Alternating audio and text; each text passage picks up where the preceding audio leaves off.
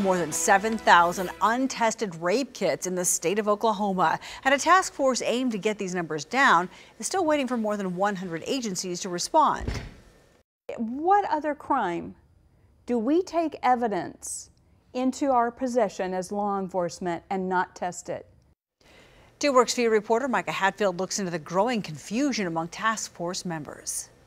Karen Danielle Tudor is a rape survivor and a member of the task force. She says Attorney General Mike Hunter's office is refusing to use any of their resources to enforce this audit. His office says it's not their job. The fact that he is not stepping up and taking leadership on this issue tells me he is absolutely not for this issue. The executive order issued last April by the governor says the chief of the Attorney General's Victim Services Unit would be a member of the task force. It just so happens that member was also named the chairperson.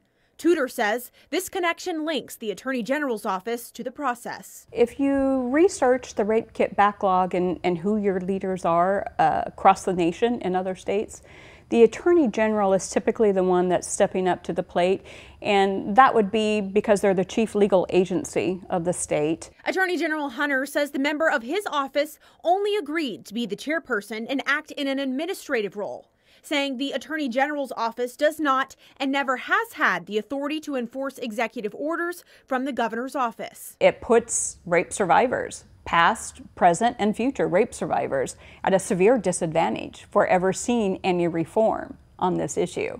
Tudor fears he's not going to use his voice with the legislature to push rape kit reform, and that brought this survivor to tears. Who do you know that would have a medical exam done and never find out the results? We would say, how egregious is that I had this exam done and now my doctor has decided that he's just going to put that on a shelf and let it sit for a while. The executive order from the governor actually says the Senate should be the one to provide administrative assistance to the task force. The deadline for the task force to submit their recommendations to the governor is in July. Micah Hatfield, 2 Works for You.